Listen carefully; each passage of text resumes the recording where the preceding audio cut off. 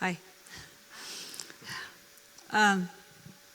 So I want to start my testimony kind of backwards, if that's okay. Last September, I went for a routine medical exam, and it was just one of those where I thought, I maybe had bronchitis or a really bad form of pneumonia, but it turned out to be much more serious. They told me right away it was leukemia, and then they told me, oh, we don't think it's a bad kind. You're going to beat this easily, because you're going to have some bumps in the road, but you're going to beat this. Then they came back and said it was AML, which is acute myeloid leukemia, which is a much stronger type. Then they came back and said it's got mutation with TP3, with MP3, and it's mutations missing legs. And I just thought, oh my God. And this is all going on right before Bible conference. I haven't seen my son in years, a couple of years, and just really looking forward to that. And so they wanted to put me in a hospital right away, and I told them I really had to be part of the conference. And so that stems from this. So 37 years ago, I was living in Southern California. I had what would look like an ideal life. My parents worked at Warner Brothers. I got to meet every movie star I ever wanted to meet. But I was lonely and empty. And just because you have that lifestyle doesn't mean that it's enjoyable. It doesn't mean that you're happy. I had vodka stashed in my locker room. And so, anyway, thinking that college would change things, I went to college for a little while in Southern California, and really just felt just unfulfilled. I really felt like God was calling me. I really felt like God was calling me to join the United States Air Force, which I did in 1982, and that brought me to San Antonio. And what happened there was the same thing. It just follows you. You know what I mean? Your sin will follow you wherever you go. And so one night I called out to him, and I said, if you will find me a Christian church with a pastor that preaches on my sin, I will give my life to you. And it wasn't very long after that Marcy Sandoval came into my clinic, and I saw something immediately different. She wasn't reading the People magazine. She wasn't doing any of that. She had her Bible, and I thought, wow, that's kind of different. And she invited me to church, and I gave my life to Jesus. And during that time, there was a bunch of other military. We all got saved right around 3 months of each other. And that group included Doris and Barbara Hamper and just a few others, and Brian Consider. And we ended up going to an El Paso rally. And in that rally, they said that to the Church of San Antonio, if you'll stay faithful, then I will save your family, and I will make you a sender of world evangelism. And so, sorry.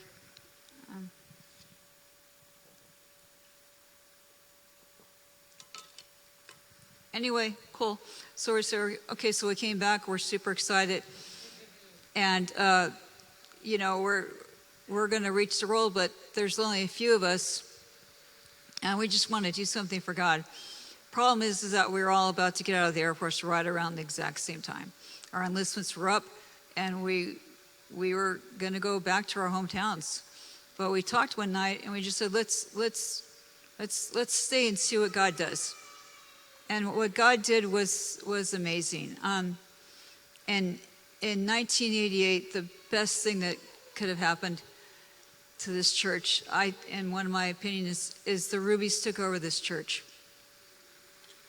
We're just a handful of people that wanted to do something for God, but we were telling everybody we were going to, we're going to reach the world, we're going to have conferences, we're going to do that, but they gave us the vision to do it. They brought the leadership to do it. And immediately our church changed. Also, in 1988, I got married, and I really felt that, okay, so at that time, everybody was called to preach, and so, I felt like that we were too. And so, but it doesn't happen that way, you got all these couples in the church, and not everybody's, called to preach. They're not all called to get sent out. But I still asked him, I said, I want to be a part of world evangelism. I want to reach the world for you, if you'll just show me how. And he did. It was, I really felt like I wanted to, there was a career, I felt like God wanted to change my careers, if that makes sense. And I prayed and prayed and prayed, and God opened the door for me to be a travel agent. And from there, he gave me contacts to help me out. What? Missionary rates. He helped me get missionary rates. He helped me get consulate rates. He helped me get missionaries into countries that before we just were having a hard time doing it.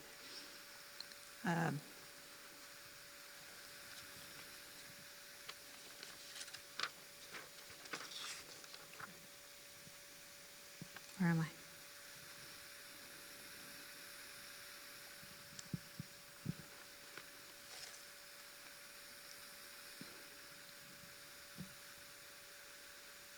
So, what also happened is that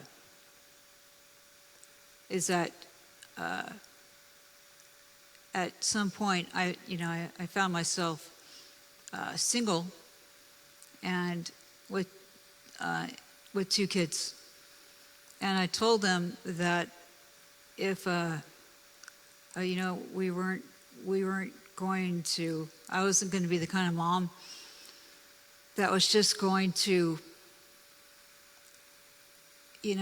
just, okay, now I'm single and now I'm not going to do anything.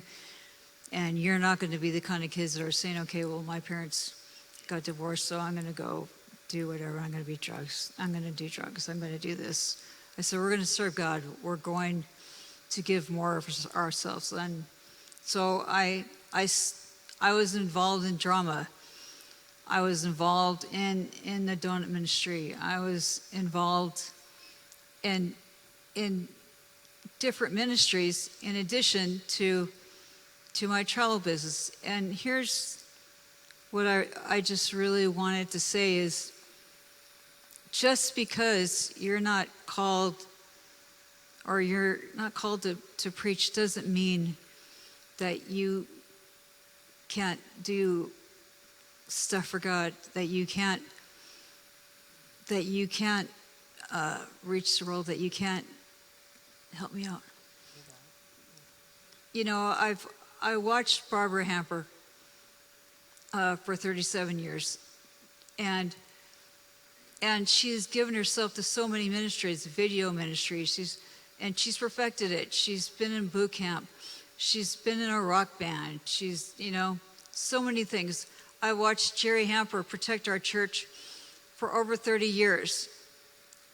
And you look at that and you say, yes, our emphasis is on world evangelism.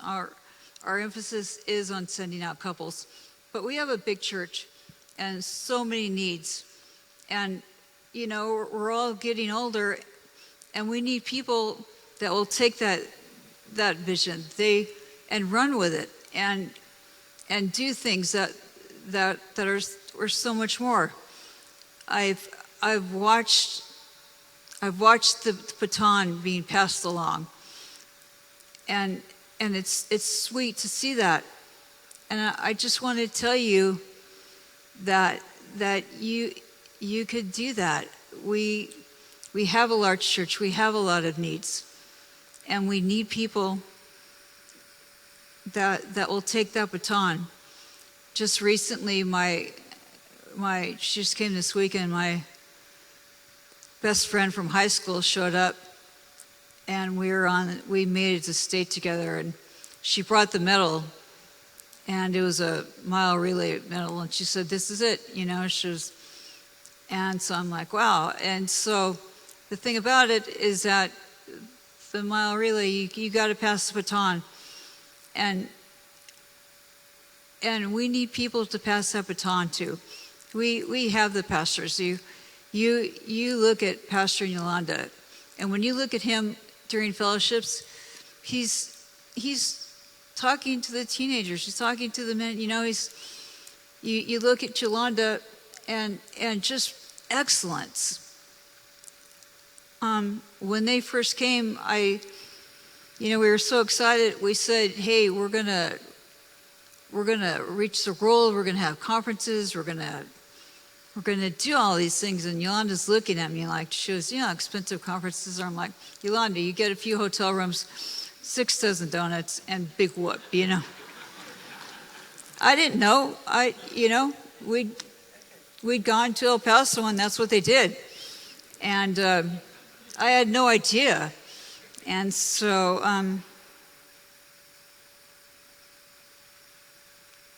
I think about people like Kathy Gonzalez. I think about Mrs. Passiani. And I think all those undercover things that people don't even realize, all of those ministries. And what?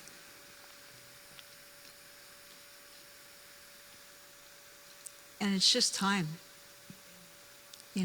It's time. This church is 37 years old. Again, and it's 40, I think. I've been saved that long. I've watched it grow. I've watched young men, grow and become pastors. I watched my own sons. During this time, I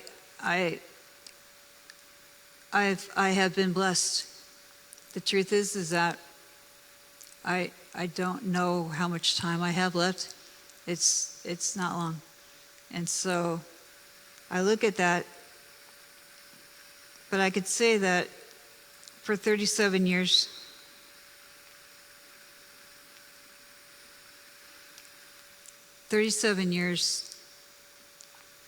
that in every single obstacle, whether it was, when I got divorced, God stepped into our family. He blessed me, and His faithfulness has been there for me. When I got leukemia, the interesting thing is that when I went into the hospital, I have this church that one night on my worst possible time, a bunch of you guys showed up, and you guys were cheering for me on top of the roof of the hospital at the worst time of my life. And I say that because God has been there during that time.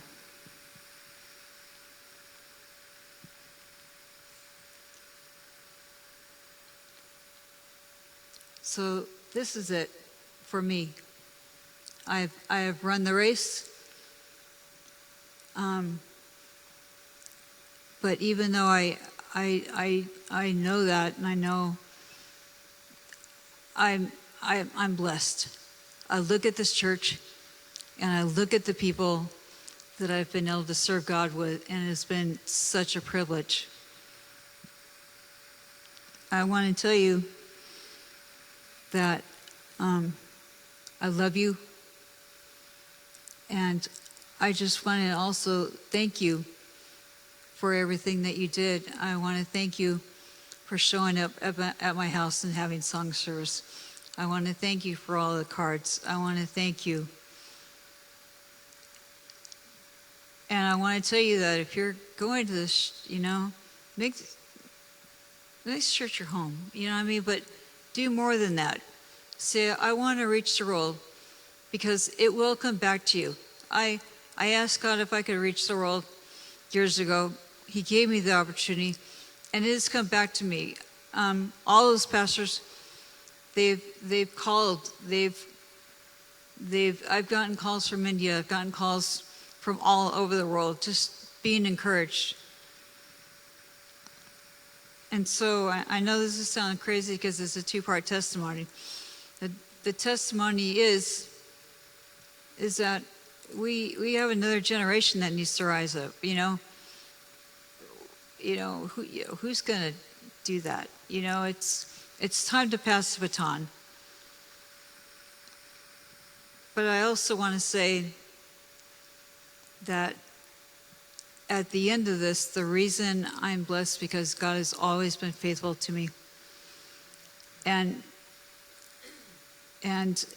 through all of this. And am I missing anything? What?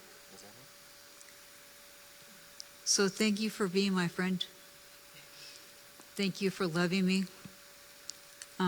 To Pastor and Yolanda, thank you so much for your leadership, for your guidance, and for taking this church to places that inspire others to do that, and to places like that.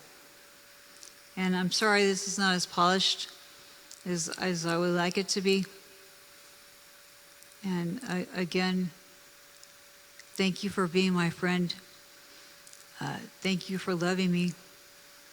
And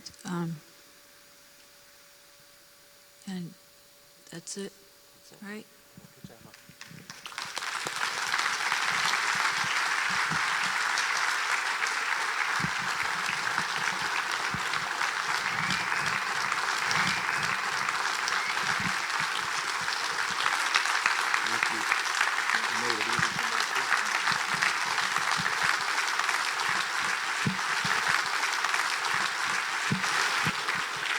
Hallelujah.